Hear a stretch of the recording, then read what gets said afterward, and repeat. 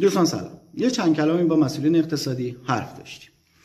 جناب آقای مدنی زاده وزیر اقتصاد، جناب آقای سبحانیان ریاست محترم کل اداره امور مالیاتی، متولی قانونگذاری برای امور مالیاتی کیه؟ یعنی اصلا آیا کسی هست که بررسی کنه این قانونی که شما دارین میذارین و میره اجرا میشه، خب عواقبش چیه؟ چه بر سر کسب و کارا میاره؟ اصلا کسی هست؟ بیاین من الان چندین پرونده دارم، کاش بیاین با هم دیگه بشینیم دونه بدونه بررسی کنیم ببینیم چه بر سر کسب و کار شما میارید. یا طرف تو همین چند روزه، یا طرف اصلا مشمول ارزش افزوده نیست، یا خرده فروشه، مثلا خرده فروش کلاه اصلا مشمول ارزش افزوده نیست، چندین برگه ارزش افزوده براش صادر شده و قطعی هم هست، میریم حوزه میگه آقا از تهران اینا مستقیم صادر شده. خب بیچاره میکنی طرف رو. یا طرف بنده خدا 6 سال پیش کسب و کارش رو جمع کرده، 10 برگ ارزش افزوده براش صادر شده، بنده خدا پیرمرد میخواد سکته کنه. آخرش هم که همین آخرین هنرنمایی اداره محترم امور مالیاتی همین یکی دو روز گذشته بوده که ما الان درگیر چند تا پرونده ایم.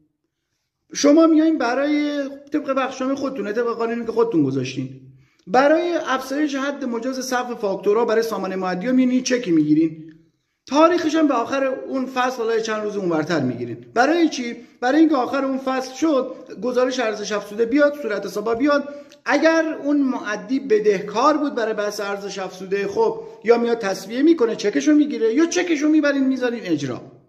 اما وقتی که این خیلی از این مجموعه ها طلبکارن از شما، یعنی خریدشون خیلی بیشتر از فروششونه، خب چک بنده خدا رو برداشتین بردین برگشت زدین، تمام حسابای خودش رو بستین، تمام حسابای شرکت رو بستین. خب وقتی ما کاراش انجام دادیم تو حوزه و بلند شدیم رفتیم در واقع زیرسابی اداره کل که کارهای رفع اثر و چک و اینا رو بگیریم، دیدیم چه خبره، 10 نفر تو صف همین مشکل دارن، طلبکارن از اداره در بحث ارزش افزوده، خب خبرم نداشتن، چکشون رفته پاس شده، در صورتی که اصلا نباید این اتفاق میافتاد.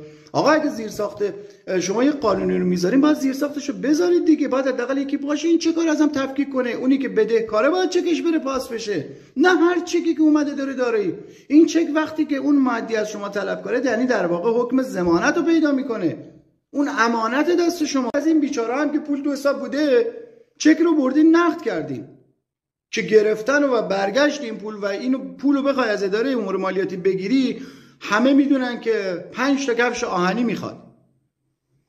آقای وزیر، آقای مسئول، اگر این اتفاق 1 بار می بود 10 بار می بود میگفتیم طبیعیه، حالا ضعف قانون، ضعف اجرا، هر چیزی.